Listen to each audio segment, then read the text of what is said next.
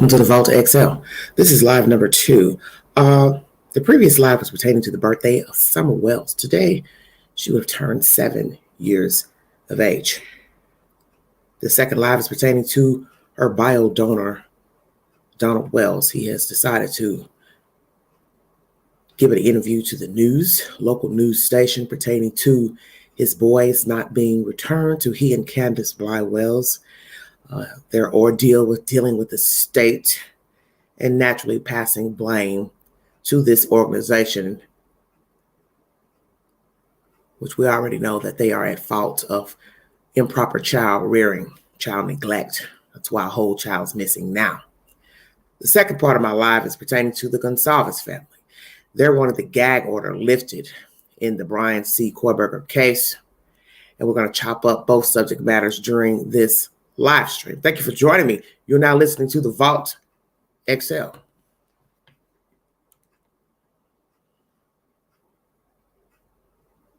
New tonight, we're speaking with the father of a missing Hawkins County girl for the first time since his release from jail. Good evening, I'm Sarah Diamond. I'm Josh Smith. Yeah, it's been almost a year since we've last seen or heard from Donald Wells. An Amber Alert to find his daughter Summer Wells remains active 19 months after it was first issued.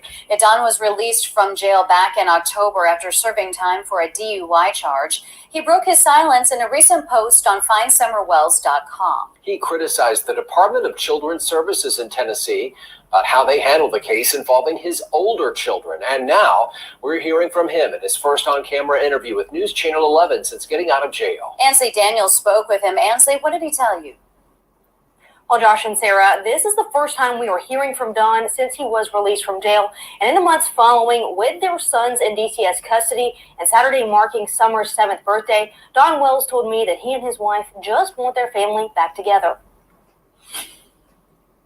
It's been almost a year and a half since Summer Wells went missing from her home in the Beach Creek community of Hawkins County. We have to prepare ourselves for the worst case scenario. We could always hope for a good scenario, but it can't be good because no matter what situation she's in, she's lost her freedom. Even if she's alive, she's lost her freedom. She can't be seen in public. About a month after she was reported missing, her 3 older brothers were placed into DCS custody. We really want our boys back home. If Summer was to be found today, we wouldn't be able to see her or talk to her, and we can't talk to our boys. Were they in touch with Candace when you were in jail? Yes, yeah. But did something change when you got out of jail? The only thing that changed is suddenly we weren't allowed to contact them at all. Wells spent a little more than 8 months in the Hawkins County jail for pleading guilty to a DUI charge. One of the guards gave me a copy of the New Living Translation Bible, so I found that to be about the best book there was. So I read it several times because that's all there really was to do. I was in 23-hour lockdown, so for my safety, they say. And since he was released from jail, Wells says it's been a challenge to gain custody back. They're doing nothing to help us. In fact, they're making us jump through all kinds of hoops, which is almost impossible to jump through all of them and hold a job and do all these things. They're making it real tough on us. Wells told us he has been in touch with investigators over Summer's case. There's not one shred of evidence. There's nothing. As much as they've looked, as much as the work that they've done, they haven't been able to come up with anything at all. His wife, Summer's mother, Candace, has also been in and out of the hospital. Candace has been in the emergency room 4 times for heart problems, and we're looking at eventually doing a major surgery, hopefully to correct the problem with her heart. She's doing better, I think. But all the stress and stuff, it's not helping at all, I don't think, for sure. This weekend marks Summer's 7th birthday. It's just another day without her. I mean, I don't really want to celebrate her birthday without her. A time where he will wonder what she would be like as a 7-year-old. She was definitely going to be tall, she'd probably be as tall as me, I'd say, because she was growing so fast. I'm sure she would be the same person. Oh my goodness. And she didn't have no qualms about taking on her brothers, that's for sure. She didn't hesitate to put them in their place real quick. Don Wells says that even though there has not been any new leads in Summer's case recently, he's hopeful that by keeping her name in the news, there will continue to be some new information shared with police. Ansley Daniel, thanks. Again, that Amber Alert for Summer Wells remains active. She has been missing since June of 2021. If you have any credible information that can help investigators find Summer Wells, call 1-800-TBI-FIND. You can also email tips2TBI@tn.gov. All right, everybody, 1-800-TBI-FIND. If you have any information pertaining to the disappearance, location, whereabouts of Summer Wells. Today, she would have turned 7 years of age. Let's discuss what was said in this TV plug with Donald Wells. You've had to go through hula hoops. Hoops, rather. Well, Don, Candace, that's your fault. You think the state is going to give you your boys back when you have a whole child, an entire girl child missing? And considering what they've learned about you and your wife, past experiences with DHS, with other children, God forbid, whatever they found out during the time the child went missing, beforehand, any calls made to their office, your behavior there after the child's disappearance on social media, why would they give you your boys back? The fact that he says that when he got out of jail, that's when all contact stopped. The news agent here asked, had they been in contact with Candace, blah, blah, blah. He said yes. But what was she doing while you were in jail? Let's ask that question. Thank you so much, sweetheart. What were you and Candace doing? Because you see, it's easy to put the blame on somebody else. That's basically what you've been doing since you came to local news, Dr. Phil, blah, blah, blah. You've blamed everybody but yourselves. You refuse to take any responsibility for your behavior, you and Candace Bly Wells. And this is what narcissists do, sociopaths do. They're always looking to blame somebody else. It's their fault. It's their fault. No, it's no one's fault. Because one, you live in the back of nowhere, in no man's land. There's nobody running around out there bothering, harassing you and your wife before Summer went missing. Okay? You're in the middle of nowhere. So any problems you two have now are the problems you invented for yourselves. So running to social media, putting up these stupid posts on Facebook and running to the news, I'd like to know who contacted whom. Did the news contact the Wells, or he contacted them, or they saw his post on the website and decided to reach out to him to see what's the problem? Exactly, their own reality. They have no regard for self. They have no regard for the children. They don't have regard for the community. These are just two creatures walking about. You two have stayed drunk in front of the public. So the state is not going to give kids back to people who they see, one, publicly drink, get DUIs, stay on social media drunk, cursing and calling people nasty names. Why would I, as a human being, send your children back to you under those conditions? Because one would have to always remember, this is behavior you exhibited before the children went missing, taken by the state, and also before Summer Wells disappeared. This is who you are. No fluff, no sugarcoating. This is your vile behavior. And that's the whole point. You can be whoever you want to be. You want to be a drunk, you want to be a crackhead, meth head, that's your choice, but you don't need to have children in your possession. Get high on your own time. So for months before you went to jail, which was last February, we're now in February 23. February 2022, Mr. Wells, you went into incarceration for 9 months. So what was your wife doing during the 9 months up until your release in October? Nothing. What were you all doing before you went in February 2022? You had ample enough time from July of 21 till February 22 to tighten your shit. Both of you. Those are some long months. End of July until February 22. So how is it the state's fault that they're putting you through hoops to see your children? And there were rumors during that summer of 21 that Candace was saying the drive was too far, wherever the boys were located. So who the hell complains about how far a drive is to see their children?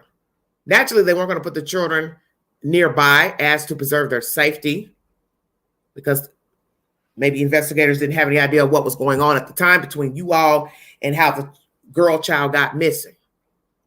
So maybe they took the child an hour or two out of the way. I don't know.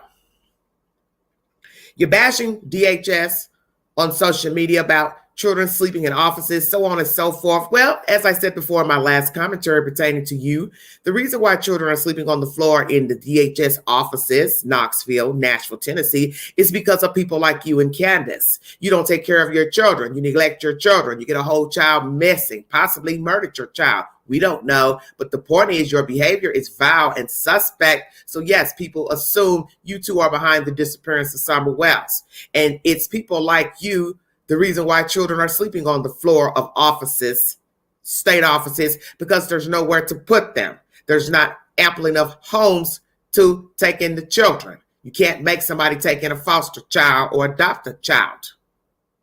So the children stay in the state usually until they're 18, sadly. And sadly, that may happen with your boys. It is also rumored that one of your boys is a troubled child. That is no shocking news, because most foster care children are troubled mentally, have physical, mental disabilities, ADHD, anger issues, stay in trouble. It is what it is.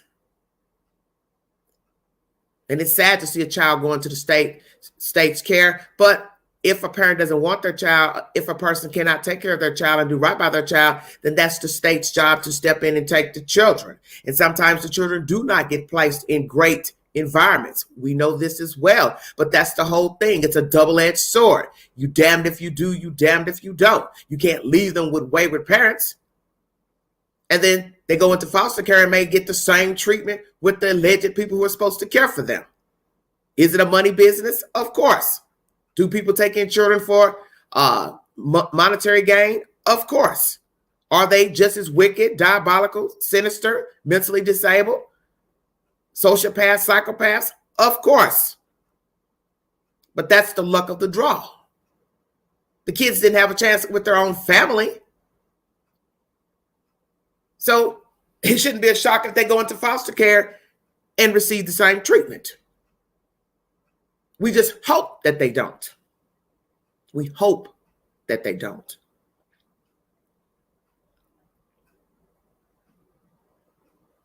But you ranting on and on and on now, to me, it's the same behavior you've done ever since you came to social media and the news, looking for someone to blame, thumping the Bible. What does the Bible have to do with the interview?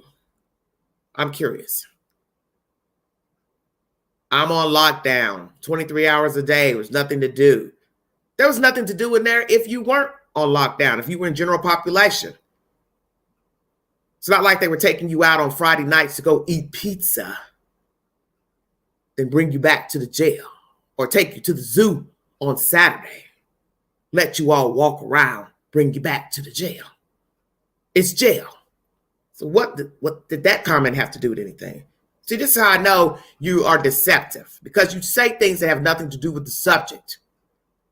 You're in jail, big deal. What does that have to do with your complaint against the state?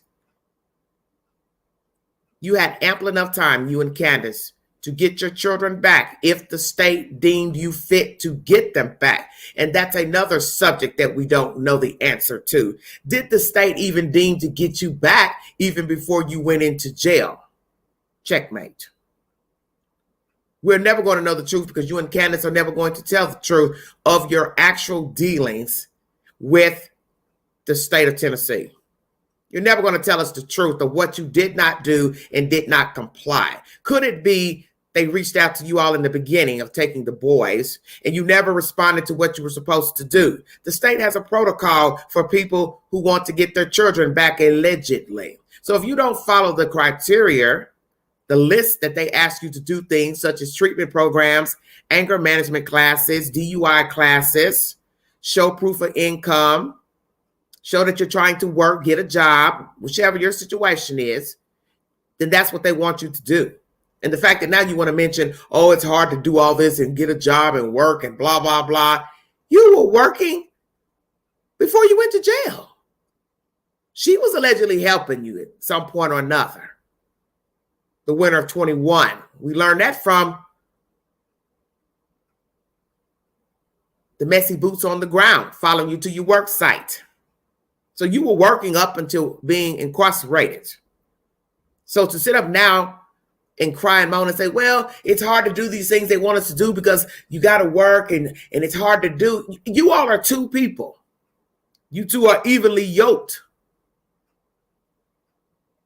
So why are you going to wait now a year later and try to act like, oh, we can't do anything because we ain't working, we ain't got a job, or, it's hard to do this while you work. Well, Candace has never worked.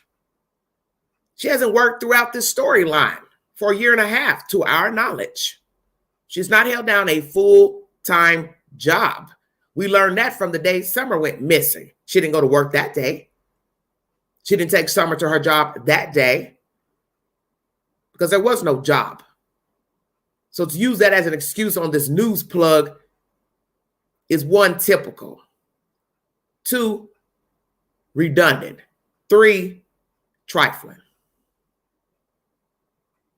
You had a job while the children were in your possession, while Summer was gone missing, while the boys were taken away from you, and up until your incarceration last February of 2022. So there is no excuse for you to have not complied with whatever they wanted you to do.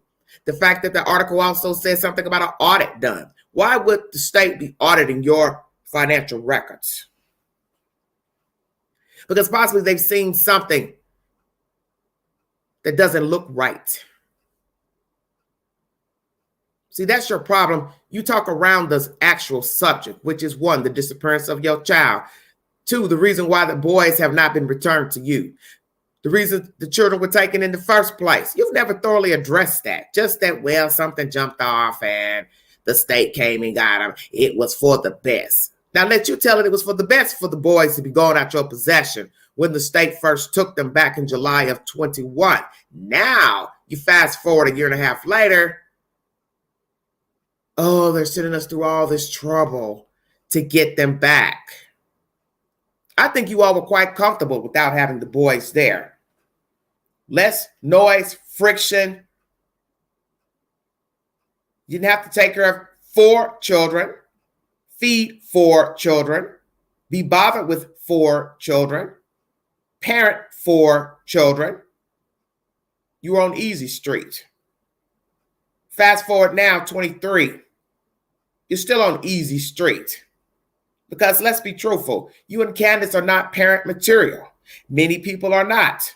And that's why people don't have children. They know they're not ready to be parents. They don't want to be parents, so they don't have children. And if they find themselves in a predicament with their children, they make a sound decision to either relinquish custody or place them with a family friend or whomever. You all didn't have the fortitude to do that. You kept your children when you knew you weren't fit to be raising your kids. Look at how you're living up there on that hill. Very disgusting living conditions. So you don't have no right to even go to the news talking about what the state has done, what the state is putting you through. You've had this history with the state when you weren't even living in Tennessee. You and Candace both have a bad track record with Department of Human Services, with previous children, previous relationships, previous domestic violence, previous criminal records. That has nothing to do with the state of Tennessee. Absolutely nothing.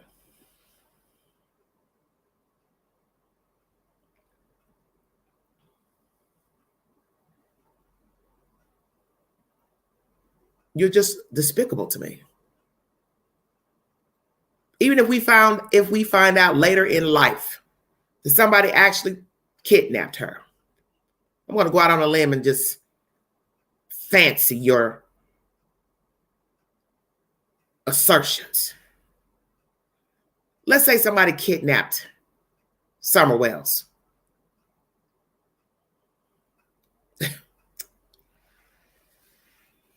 You're right. If she was found, she wouldn't be returned to you. Exactly. She wouldn't be returned to you all because you're not fit. You're not fit to have children. You wouldn't get her. You wouldn't get the boys. You're not getting the boys.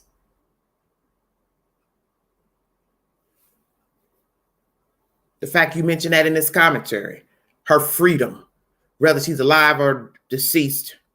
If she's alive, she has no freedom. They'd have to hide her, keep her in. Yes, I've said that 1,000 times. That's why I said, who would want to keep her knowing there's an Amber Alert out on her? Too risky to keep her, because that means you'll never let her go outside. She'll never be able to play. She'll never have a decent life.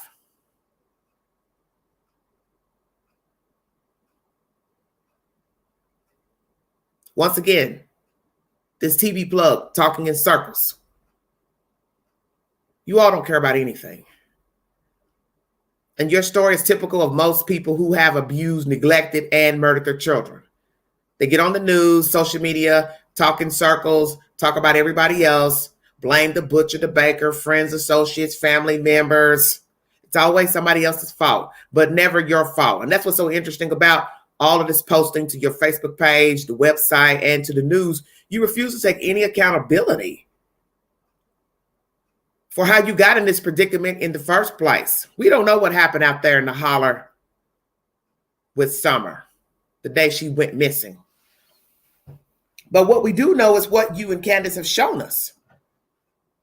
Commentary from her so-called associate from Kingsport. That's all we have to go on. And it's not a good look. Your behavior after the fact, that when the boys got taken, being on social media.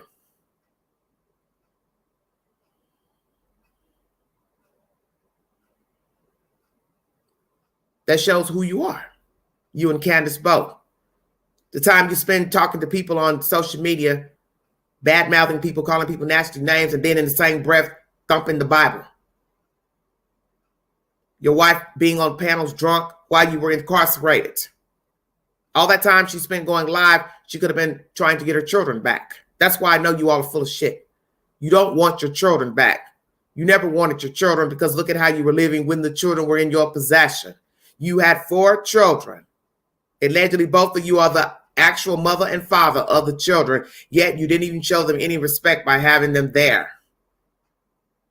Your living conditions were deplorable. Was the state involved in your life before Summer went missing? I do not know. I don't spread rumors, and I don't do the he said, she said until I get a receipt. I never put my stamp on if the state was investigating you all, if there was actual sexual abuse in the house. I don't know. I wasn't there. But what I do know is your behavior after the fact is vile, present tense. You're still the same person you were when the boys got taken. You're the same person when the little girl was allegedly alive and seen. You and Candace both. You are the same people. And all this running and crying to TV panels and Dr. Phil and the news and blah, blah, blah, blah, blah, YouTube. It's all for your own benefit, your own gain. And now you want to sit up here now in 2023 and complain about what the state has done. They kidnapped your boys and they wouldn't give Summer back if she's alive. And this is all you're doing. You did this to yourselves, you and Candace both.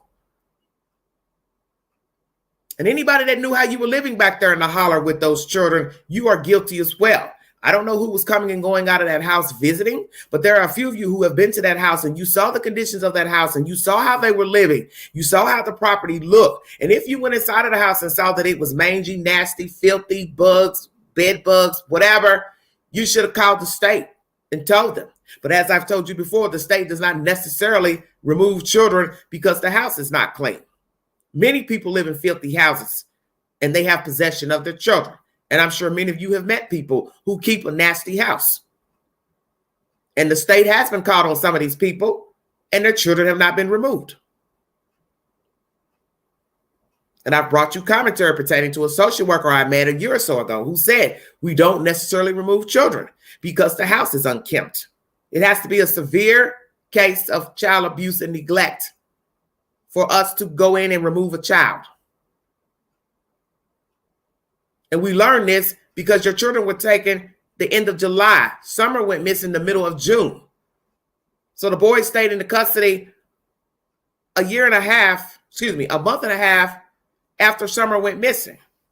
And naturally, the police, TBI, and the state of Tennessee saw how you all were living on that property and inside, and they left the boys there. And if any investigators really cared, they should have said, this looks bad here. Did they say something? I don't know. I have no idea.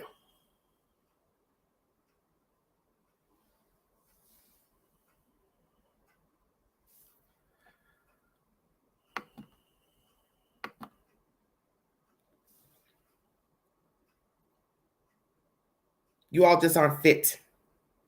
And this rambling on and on and on to the media is ridiculous. And once again, I'd like to know who reached out to whom. Did they reach out to you, or you went to the news to tell the news you want to talk about why you can't get your kids back? One would say if you reached out to them, this was a sympathy ploy to try to get your kids back and get favor and think people would feel sorry and do what? Call DHS to say, hey, they didn't kill their kid. They didn't murder their kid. They didn't abuse their boys. Please give them their children back. Well, it doesn't work like that.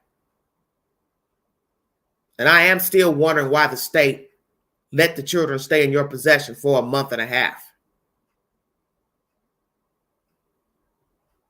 And the fact that you said they have no evidence.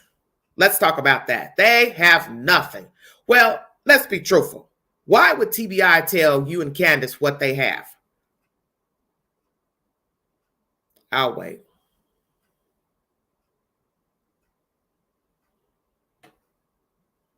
Why would the state police, we don't have a state police, but FBI, TBI, your local police department, why would they say, hey, Don, Candy, this is what we have so far? They're not going to do that because indeed, if you are their prime suspects, plural, you're the last two people they're going to tell anything to.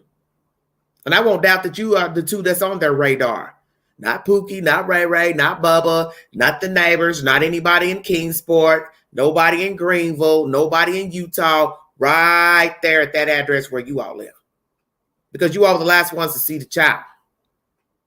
Then someone came up mentioning last week that you said the little girl had on the same outfit that was in that photograph when she went missing, the pink coat and the black pants. If that is true and you said that, how would you know what she had on if you were at work? Because allegedly, Candace and the child were in the bed when you went to work that morning. So, Donald Wells, did you go to work that morning?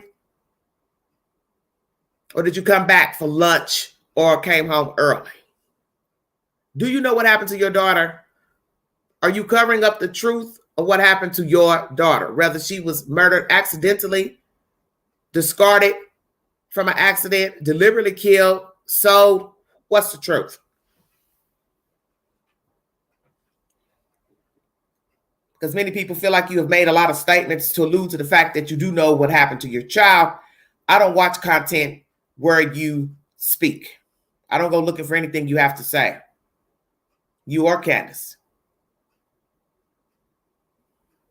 I don't need to give anybody a view on your commentary. Because you're not talking about anything. That's why I know that you're guilty of something pertaining to Summer Wells, because no decent human will keep going to social media, talking to random people, and then get mad at the same people and talk about them like a dog, and then go to the news and then cry to the news about DHS when you are the ones who invented this fairy tale. This woe is me, pity me syndrome. you all are never going to have any good luck. So long as you're breathing, you all will never have any good luck. Because you're deceptive. You're grand manipulators. You're Bible thumpers. You're users, con artists, coveters. You're the type of people that can't learn from previous mistakes. Okay, I was an addict. I was this, I was that. Let me change. Let me go get help. You all didn't even think to seek treatment after the boys were removed. No type of drug treatment for alcohol, substance abuse. And I won't doubt that both of you imbibe substances. Because you don't care. 9 times out of 10, the state made you pay child support because the children are in their care. Rightfully so. You owe them money. Hell yeah, you owe them every damn dime. So did you pay the state when the boys were removed from your care, Donald Wells? Because Candace didn't have a job. So did you pay the state every month for them sheltering your children? Do you still owe the state any money? I would suspect that you do, because you were in jail 9 months. And I doubt that Candace paid the child support to the state. So you're probably in the rears child support monies, plural. How about that? So you have a lot of fish to fry.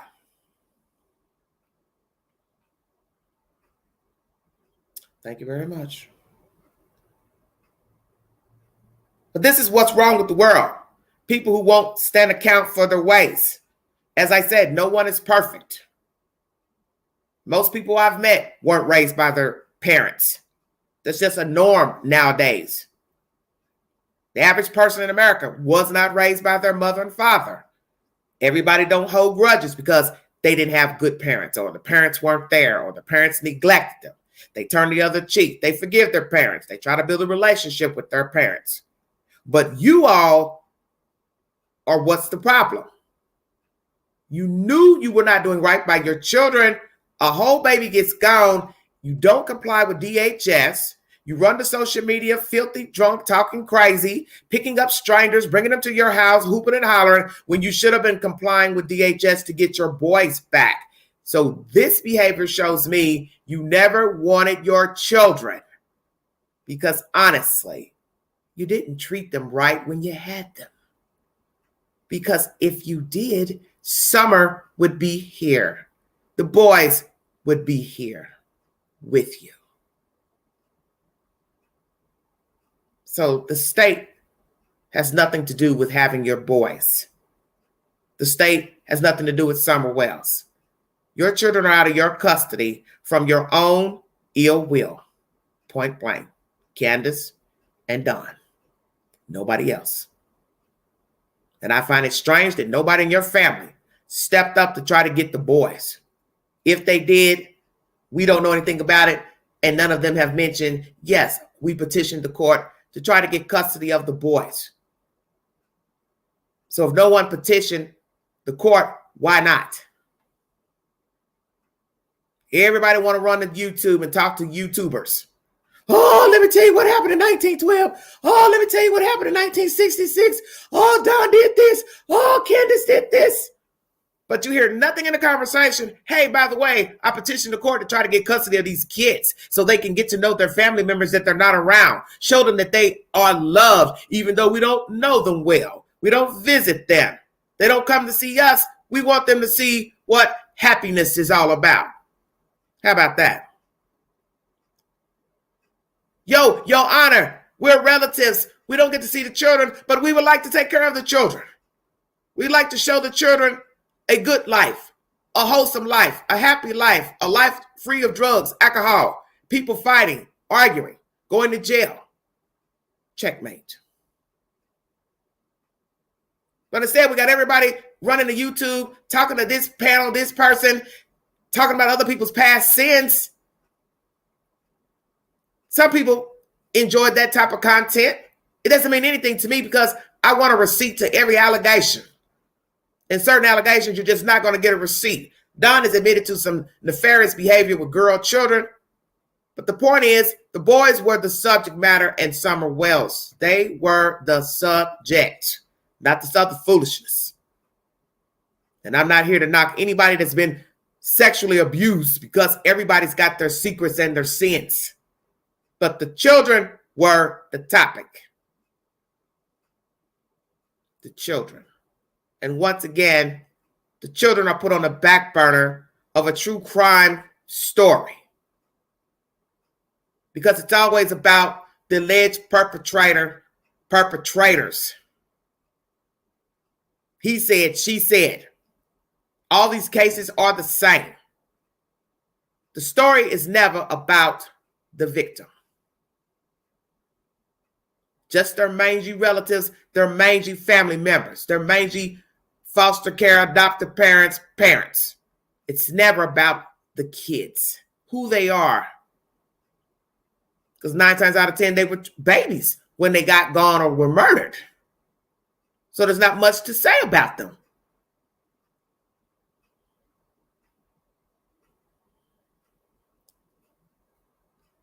Prayers for the boys and prayers for justice for Summer Wells. Today, she would have turned 7 years of age. Please check out my earlier video where I read a poem to reflect this beautiful day of a child unseen, unheard.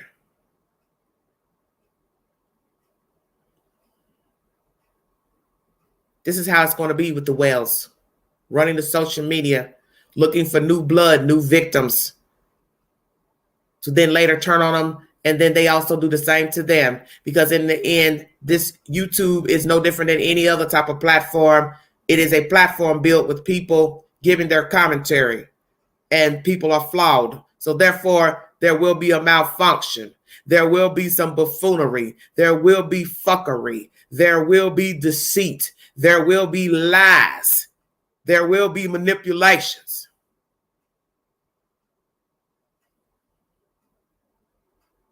Because we're human beings and we are flawed, tainted. My next commentary is pertaining to the Gonzalez family. I'm going to be reading you content from Jennifer Coffin Daffer's Twitter page. She's an ex-FBI agent. Thank you for joining me. Welcome to the Vault XL. If you'd like to donate to this great network, $DeGanji 129 Cash App. All stickers and chats are welcome during the live stream. Thank you for your time.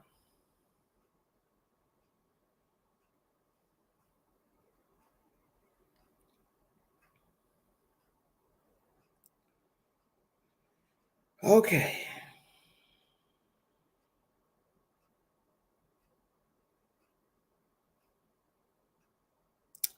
One second, everybody. I'm trying to pull up comments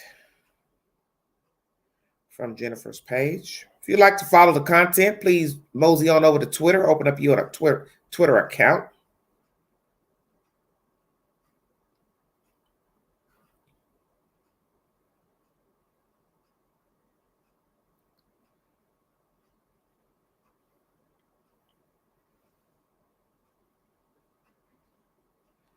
Okay. This is pertaining to the Goncalves family, page 5 and 6, their motion RE, the non-disclosure order. She says, also because I remain fascinated by the Papa Roger, adding another nugget. Remember, at the time this was posted, no one knew Murphy was in a separate room. I don't know what this mess is they're talking about. I can't even read. The print is too fine to read.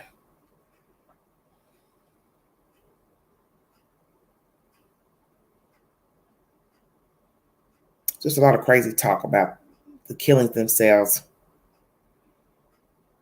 A lot of talk about the positioning of where the bodies were.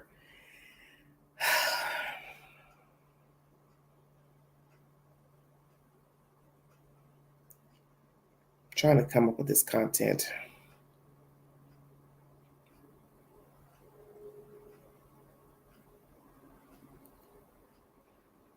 Let's see.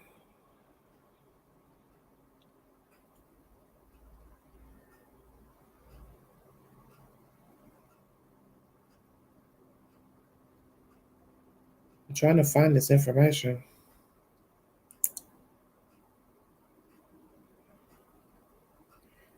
She has a lot on her page. Hello, T. Thank you so much, honey.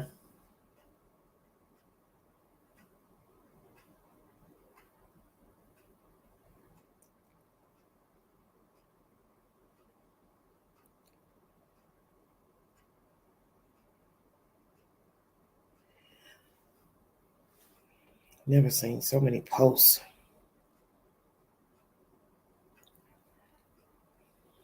Let me see.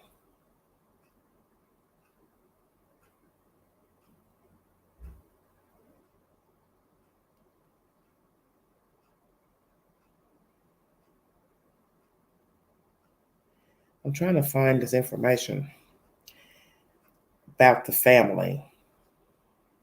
There's so many, she's got so many tweets.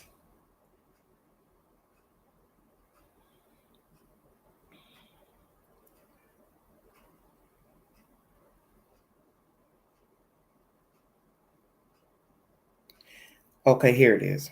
The Gonzalez family is not happy about the non-disclosure gag order. They want to talk and have therefore petitioned the court.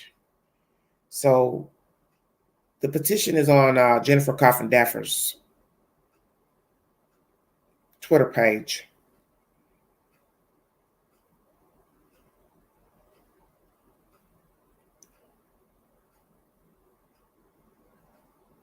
Let's see. Trying to read all that.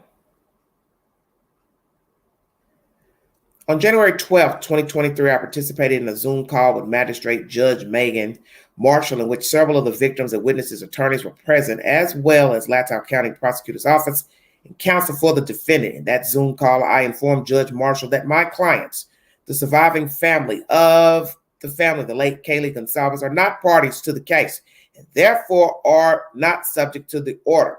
The judge stated that she mistakenly believed that they were parties and were therefore subject to the order, and she instructed me to advise them. Let's see, hold on. I also informed Judge Marshall that I did not believe that I was covered under the initial dissemination order as well, and informed her that after the original dissemination order came out, that I emailed the Latau County Prosecutor's Office for clarification and for the judge's email. They offered no clarification and refused to provide Judge Marshall's email address. During the Zoom call, I informed Judge Marshall that I would be contacting the Idaho State Bar for clarification of her order as well. Since the amended order was issued on January 18, 2023, my clients and I have not made any statements to the media out of the fear of being held in contempt of court. Neither I nor my clients, the Gonzalez, have stipulated to the order, and upon receiving it, I informed the court and requested that the order be changed, as it did not accurately reflect an agreement by the parties. The court did not honor my requests. Very interesting. Okay.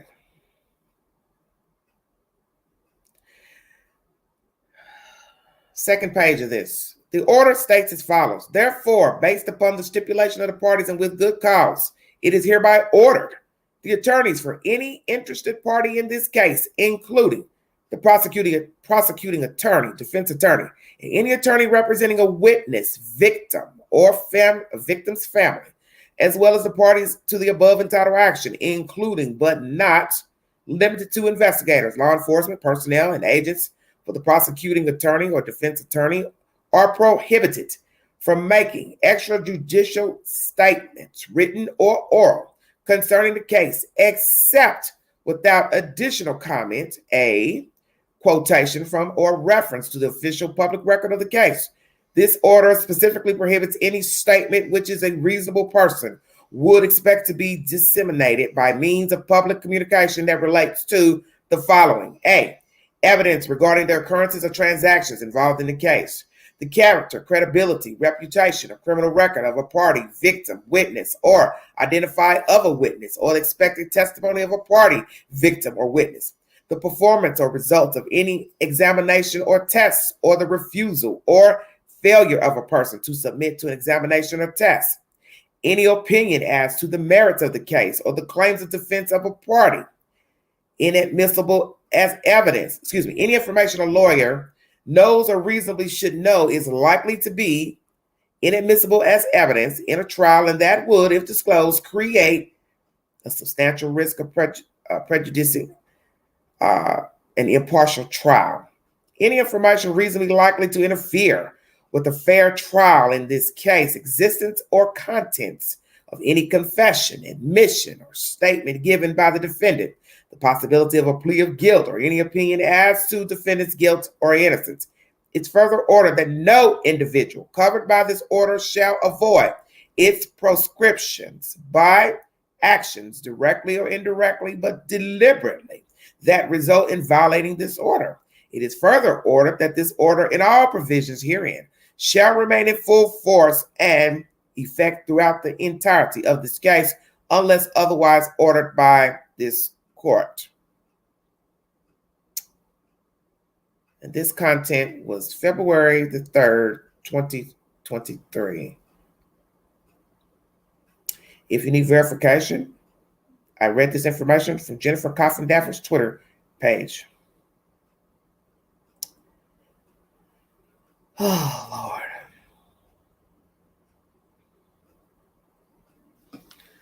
So how do you all feel about the Gonzalez obviously wanting to talk or have their attorney talk? As I had stated before, when this case first came about, Mr. Goncalves was the most vocal parent out of the group of victims' parents. And a lot of things he said was talking in circles. They did not know who killed their child. They did not know of anyone stalking their child. It was mentioned, but they didn't have clarification or a name. When Koiberger was arrested, slowly information started coming out about who he is as a person, his behavior. Other students spoke on his behavior. We've gotten information leaked out that he's was in one of the girls' DM. It has not been relayed which victim it is. He followed the girls on social media. That information allegedly got leaked out. So you see a lot has come out here recently of information that the police has not verbatim said to the public. An affidavit was released of said information of that day of how they came to bring a probable cause for an arrest warrant for Koiberger. But other than that, they have not spoken publicly to say who was his target, whose DM he was in, how he came to know of the girls, following them. None of that's been released by the police. Information coming out about the Mad Greek. Mad Greek owners denied he was there. Now we have students coming forward saying they've seen him on campus at the Student Union building. A mechanic has spoken that he had a conversation with the elder Koiberger about the journey they took from Pullman, Washington to Pennsylvania. What is it, Mr. Gonzalez, you and your family want to say to the public? I'd like to know. Because as I said, you talked in circles originally, and I'm not here to be mean, but I have a problem with people who are talking and they don't make sense when they talk. Because a lot of things you said here recently, that you believe your daughter called Jack because she may want to get back with him. Well, you can't say that because you don't know why she called Jack that morning. She could have been just drunk dialing. Many young people do it. Many older people do it. People are creatures of habit. She used to date the guy. Maybe she just wanted to mess with him or tease him or just hold a conversation, or maybe she wanted to hook up with him. I don't know. In the end, it doesn't matter because she's grown and she's also deceased. And she can't tell us why she was calling. She can't tell us why she used Maddie's phone. Well, 9 times out of 10, she thought maybe he was ignoring her. So that's why she used Maddie's phone. But to say, oh, I think she's wanting to get back with him. Get back with him for what? She's getting ready to move out of town in a few months. But see, that's the whole thing. You can't speak for somebody who's dead. If she was alive, you couldn't speak for her to say why she was dialing her ex-boyfriend. See, this is what's the problem. All this talking. You've asked, do you know Koiberger? Heard of him? Everyone's saying no. So what I'm trying to figure out is, what is it that you want to say to the public pertaining to the case? What is it that your lawyer needs to be saying? The stipulation is in ink. No lawyer of any victim, eyewitness, victim's parents, They don't want you talking. That's her order. You don't have to like it. I'm sure there's many people don't like it. But they want to be able to get a fair jury down the road. And 9 times out of 10, everything that's being said by you, your attorney, other people, eyewitnesses, fake commentary, all that's going to come out because they'll ask these certain people during jury selection, have you heard of this case? Did you hear of the victims? Did you hear of the perpetrator? Did you watch any content on the news, social media? Some people probably will lie and say, no, I didn't engage in watching. Yeah, I heard the names, but I didn't watch anything. Who's going to tell the truth? So this is why they don't want anybody talking and saying anything. And even though this woman has issued this gag order in the middle of January, we now have more information out about DMs and who he was stalking on, which girl he was stalking and following on Facebook or IG, whatever. That's information that should only come from the police, not a source close to the investigation. So who's the source? Because you're not even supposed to be talking. Nobody's supposed to be telling anything. So I'm trying to figure out, Mr. Goncalves, what is it that you and your family want to say to the public? What is it that you want to talk about? We know that you're mourning the death of your child. We're glad to have a suspect. Most of us believe that Kohlberger is the actual suspect who committed these crimes. So what is it that you want to say to the public? Because in the end, you're not going to really know any more about what happened at that house until trial, when the evidence is released to the public of how he gained entry, who his intended target was, or more, the motive, if they can even produce a motive, all evidentiary material at the house, phone pings, data, computers, devices, all that will have to come out during trial. So nobody's going to get a definitive answer until trial. And I get it. You want to keep talking to the public about your child. I don't think this is going to be a situation that's going to die down, that people are going to just forget about the children as time goes by, because the crime was so brutal. It's not a crime that people are just going to forget about. Even in June, people will still be talking about the deaths of these kids because it's a very interesting case of young people being murdered inside of a house. And naturally, with true crime comes a lot of rumors, rhetoric, lies, make-believe, clout chasing. And some might think, are you just wanting to have attention yourself? Because you were very vocal. And as I said before, well, that's what I'm saying. They're going to talk to you. That's the whole point. People talk can't stop people from talking. But a lot of people that are talking now are coming out. They're not affiliated with the case. But somebody affiliated with the case is talking because they released that he was in one of their DMs, didn't specify which one, and that he followed them on social media, IG. So what I'm trying to understand is why even say any of that without telling us which one he was, whose DM he messaged. You know, you're not supposed to be telling that, but you did. So people are going to be curious. Well, if you're going to tell us bits and pieces, then just tell it all. Tell which girl DM he was in and she didn't respond. It's very interesting information. Sorry about the background noise. Sorry about that. Hold on a minute. I got to get some headphones.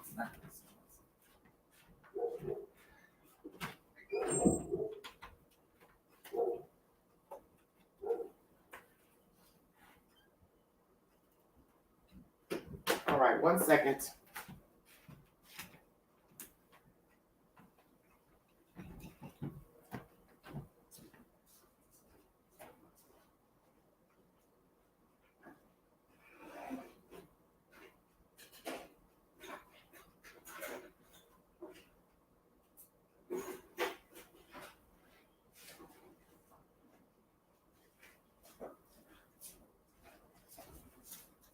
All right, you guys, I'm back.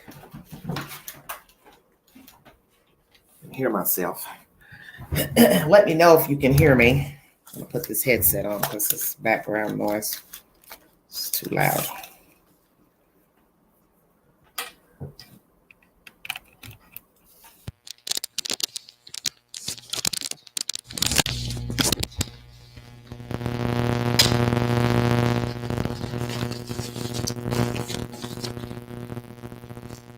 T, put up a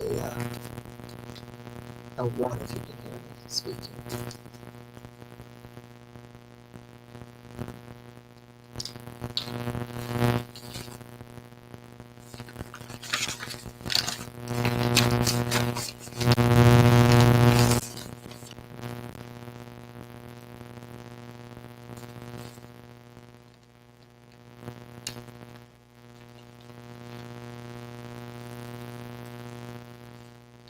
Brenda, you're fine. T, put up a one if you can hear me speaking.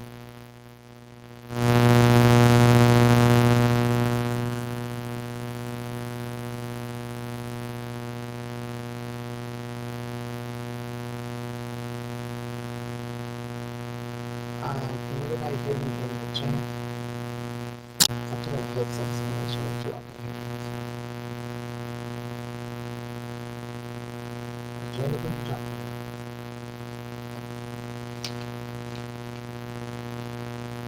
I really can't hear.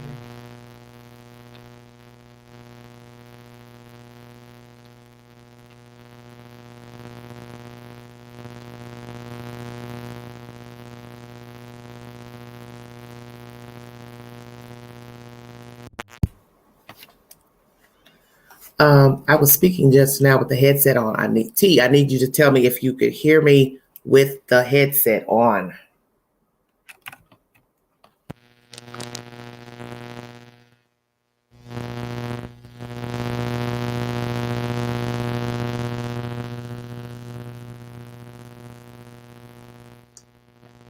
She's not responding for some reason.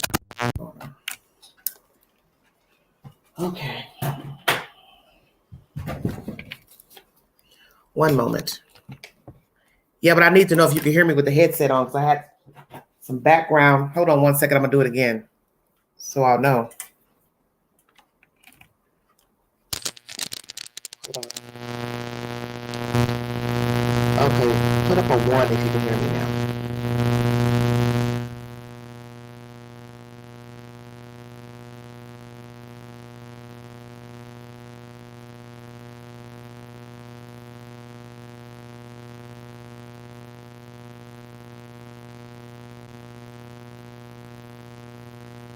Is it static, sweet tea? Okay.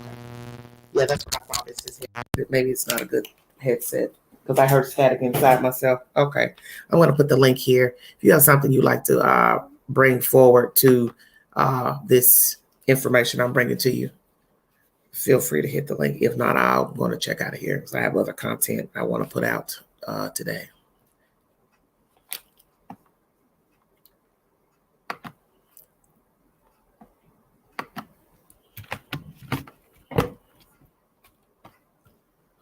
Well, the headset is off.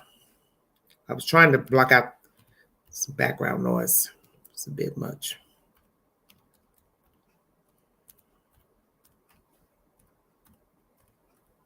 This commentary is pertaining to Donald Wells and the Gonzalez family. Donald Wells has gone to the local news to speak WJHL about the case, and he and Candace not being able to see their boys or talk to them. The second part of his live stream is pertaining to the Gonzalez family. There was a gag order put into motion 2 times by the presiding judge. She doesn't want anyone talking that is affiliated with the case, but the Gonzalez obviously wants to talk or want their attorney to talk. And I'm just trying to understand, what is it that you want to reveal to the public that you have not already talked about? Because allegedly you don't know the perpetrator. You don't know anything about him, his dealings, any type of dealings with your children or the victims. And I'm not trying to be mean. I'm just trying to understand, what is it that you want to talk about? We understand that this is a free country. You're entitled to your opinion. Give your opinion according to a case. But this is also a trial that's going to be coming up. So you don't know if you're going to be a witness or not. So you can't say that you don't have anything to do with the case, because you can be called in to give testimony about when you last talked to your child, their mood, their temperament, and also victim impact statements. That's usually given before sentencing, and also if the death penalty is introduced into this trial.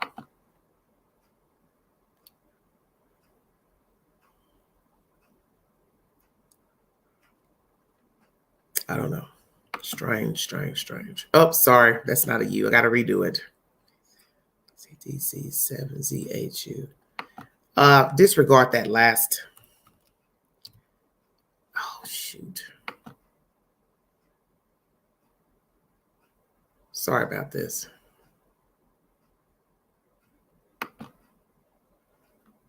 Disregard that last link. We got the wrong letter.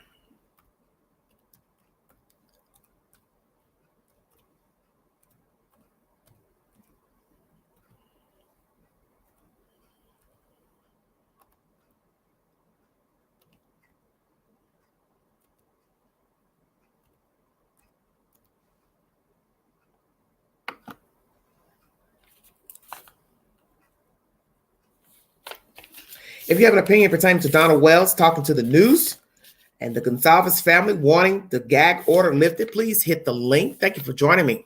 The last link with the 7ZHU is the correct link. Disregard the first one. Thank you for joining me. You are now listening to the Vault XL.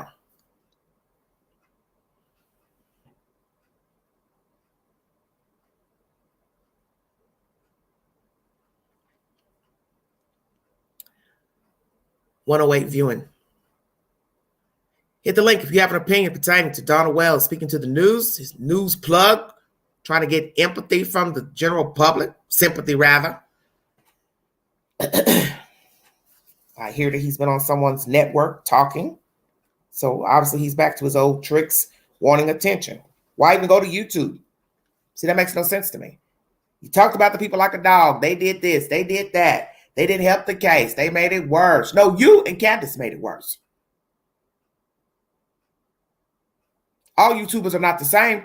All don't have the same itinerary and the same goals. But you know that you're full of crap. So I don't even know why you waste your time fooling with a YouTuber in the first place and then dog them out when things don't go your way and they start seeing that there are signs that you and Candy are deceptive in the information you're bringing. So you also wanted to just ride the ride just because you have a child missing. No, you're going to ride the ride. People are entitled to their opinion. I didn't have no reason to aid these two because, one, I didn't know them. And once I saw deception in the interviews to the news, the slow talking by Candace, she seemed to be inebriated, I knew something was wrong. Then I saw how they were living up there on the mount. Then all this other gossip coming out about them on social media platforms, that was enough for me. That was enough for me. Then the friends started coming out. Then the little boy spoke to Chris Madonna. I didn't need anything else. And I used deduction. You live in the middle of nowhere. A girl child goes missing after being gone all day when 3 boys were left behind. Why would I believe somebody kidnapped her when 3 children were at that same residence all day for hours without a parent? But when this child comes home, allegedly, she goes missing from the downstairs basement. Make it make sense. Who's to say she ever made it home? And that's another thing that I thought about. I saw a comment on someone's channel recently. And I've asked this question as well pertaining to the boys. Did the boys see Summer Wells return home that afternoon with Candace Bly, Wells, and the grandmother? Because imagine if they told authorities, we haven't seen her since this morning when she left the house with our mother.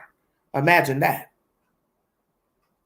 So when you sit up, Don, and tell the news, they don't have any evidence, they don't got nothing. You're speaking for yourself, hoping they don't have nothing. But, I believe they probably got something. And it don't look too good. Don't sound too good. You don't know what they have. Because I find it strange they kept searching in a certain area back there in Beach Creek. Big as that area is. Miles and miles of land. North, west, east, south. Why would they continuously search in one area of Beach Creek? I'll wait. Because maybe they have more than what you think they have. They just don't have an exact location of a dump site. And when people are searching in a certain area and they continue to return to that certain area, that will lead me to believe that the child was discarded in that area.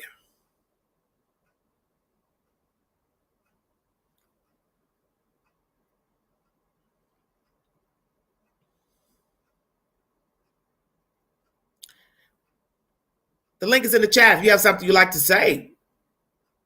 To keep the continuity of the live stream flowing, hit the link. Make this live count. Part 2, the Gonzalez's want to have the gag order lifted. Why? Nobody else wants it lifted. You don't hear Ethan Chapin's family wanting it lifted. Xana's or Maddie's.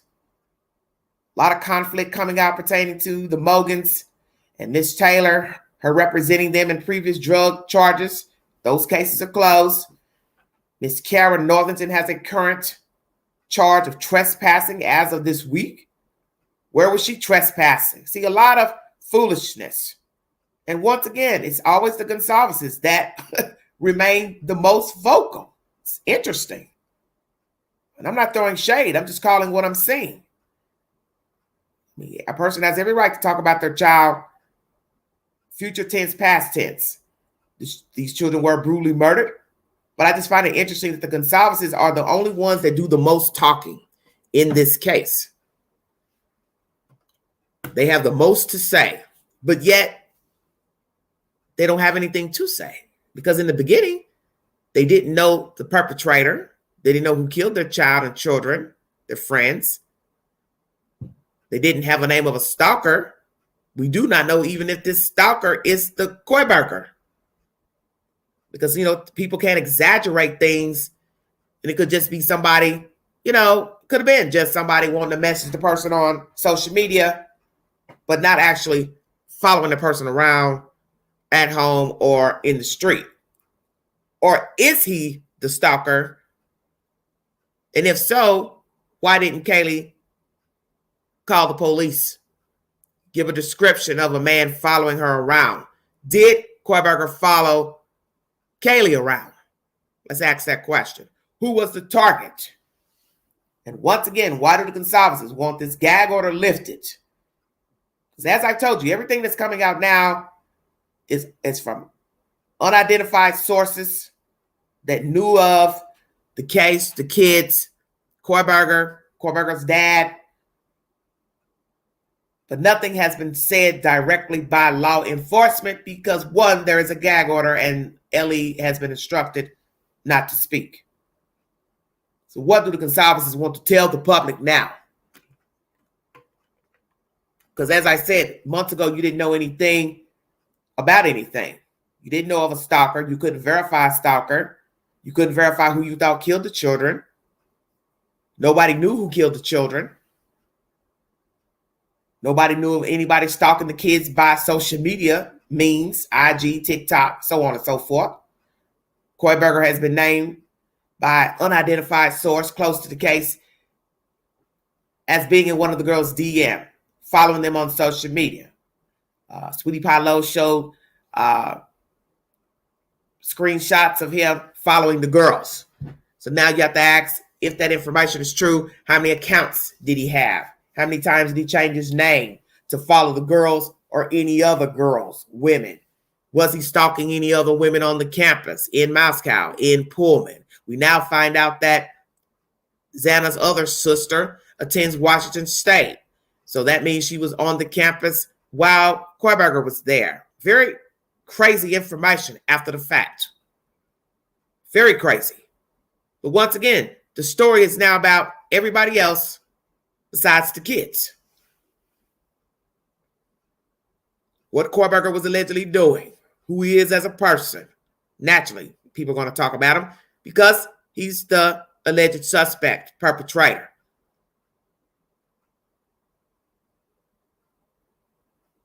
But what I want to hear is things about the children, who they were as people, their comings and goings. Can somebody ironclad give verification of Koiberger bothering the girls directly? Not just by a DM, following them on social media, but directly speaking, talking, saying something to them. being in their presence. That's what I would like to hear. Hello, Fiona. Thank you for joining.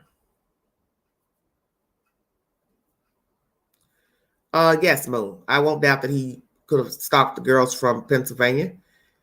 How their names came up in his feed, things happen. Suggestions on IG, friend suggestions on Facebook.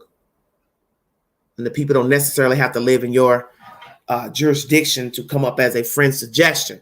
They could somehow be connected through friends of friends of friends of friends, because that has happened.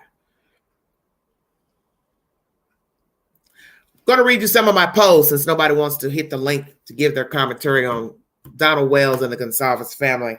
Then I will end this stream. Thank you for joining me.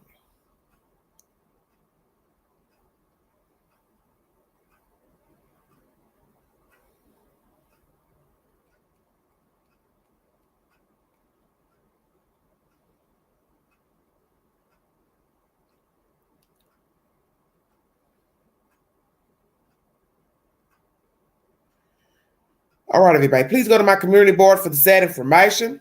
I want to thank you all for your support of this network. The name changed this year to the Vault XL. There will be other commentary on this network besides true crime. I am trying to veer out of the true crime arena. That's not my taste. I like talking about various subject matters, various topics, breaking news, entertainment, celebrities, hypothetical situations, friendships, relationships, courtships. This is an all-around network. This is not a true crime network. Let me make that clear for people who just now sub to the channel and new to this network viewing. This is not a true crime station. This is a station about many topics. I want to thank you for putting the Queen at 12,600 plus subs as of today. I've gained at least 77 subs just in a few days. I want to thank you for subscribing, liking, and sharing to other platforms. And thank you for other creators who have also shared my content. Thank you so much. I appreciate it. And thank you for the birthday wishes as well. Happy birthday, Summer Wells. Amen. Justice for Summer Wells. Let's go to my community board and see what's happening over there.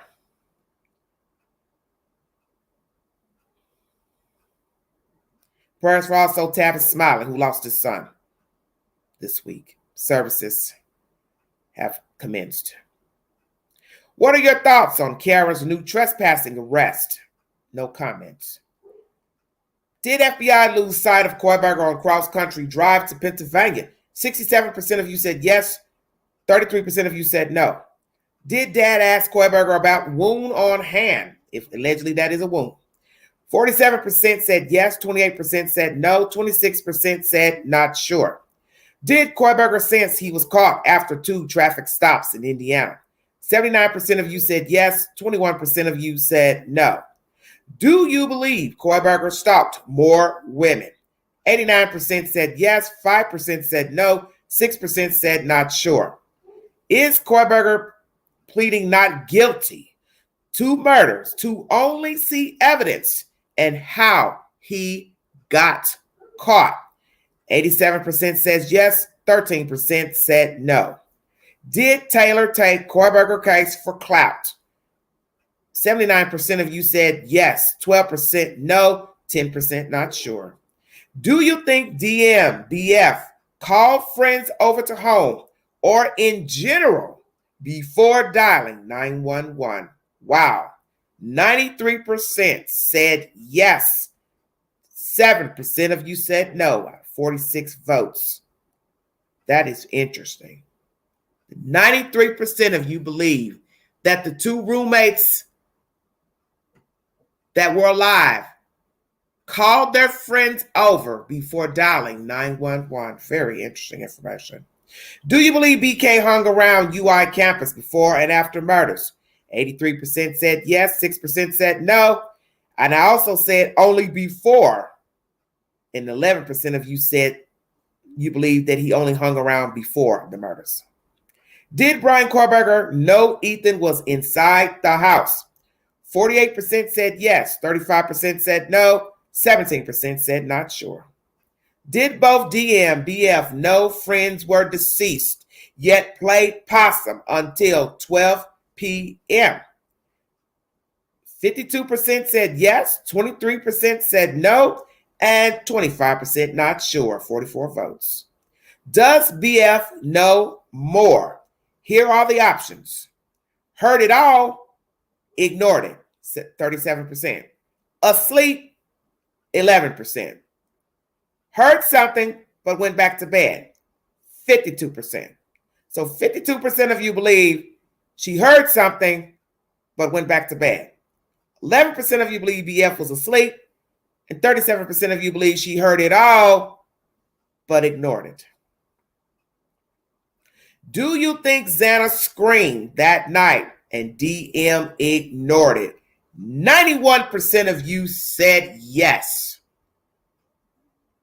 9% of you said no. 43 votes. So 91% of you believe that DM heard Xana scream, because if we are to believe she is the one that died on the wall, on the floor, Ethan was killed in the doorway, fell in, fell out. That means he killed that guy there, stepped over him, ran into that room, and killed her last, allegedly. Then there's no way she was not screaming when she saw Ethan stabbed to death. Checkmate. Checkmate. If we're to believe she died last, Xana Coronado, she would have been screaming, not whimpering. She would have only been whimpering after the fact, dying from her stab wounds. She and Ethan both. Checkmate.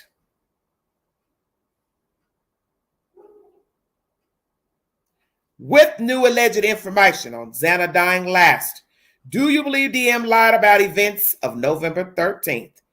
49% says yes, 19% says no, still not sure, 32%. Very interesting.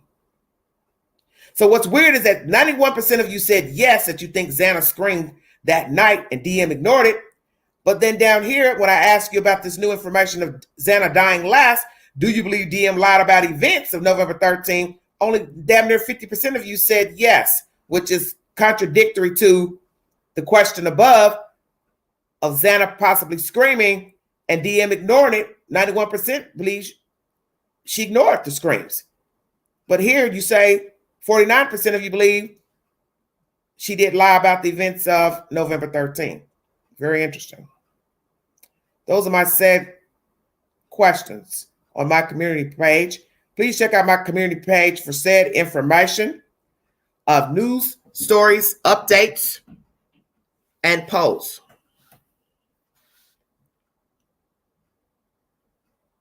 Thank you, Hippie.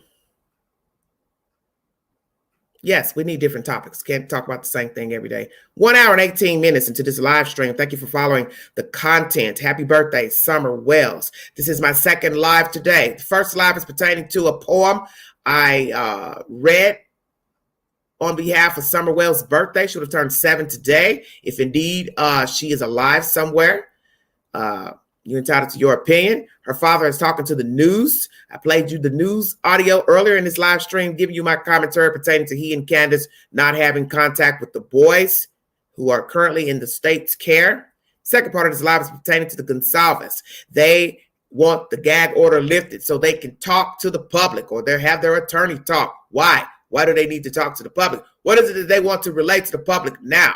And what is interesting, as I've always said since the beginning of this case, that they have been the most vocal in this case about the 4 children being murdered. Kohlberger now the suspects in the heinous crime. What is it they want to talk about and tell the public? What critical information do the Goncalves need to relay to us? What is it?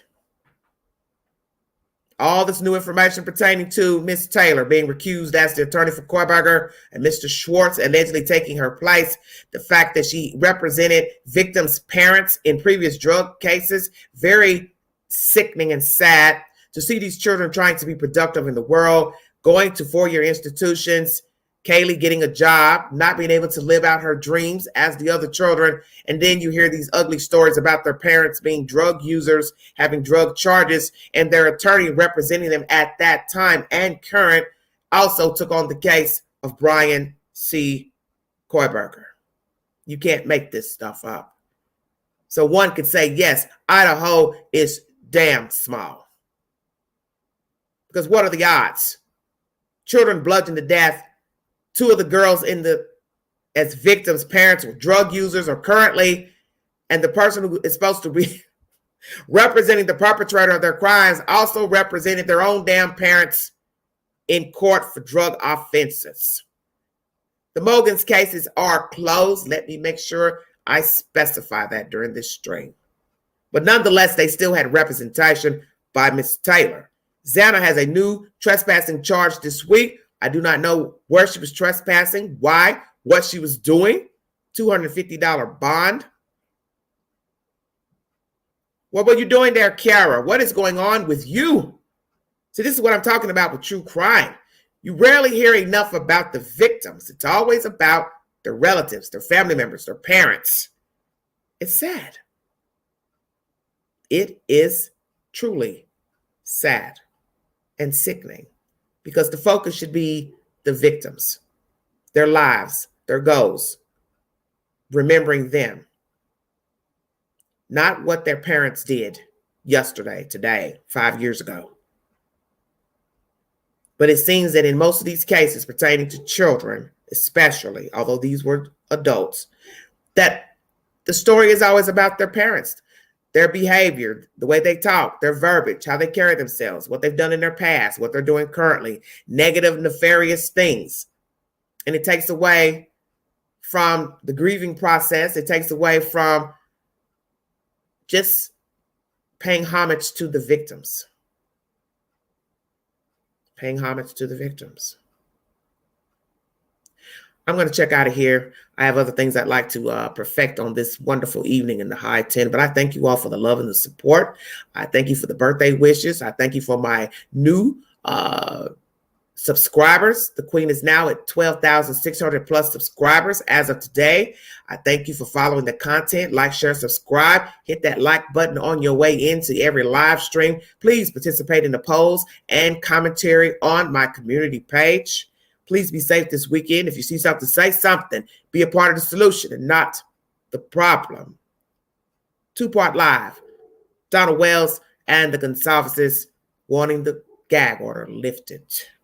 And please check out my earlier live pertaining to the birthday of Summer Wells, who would have turned 7 today.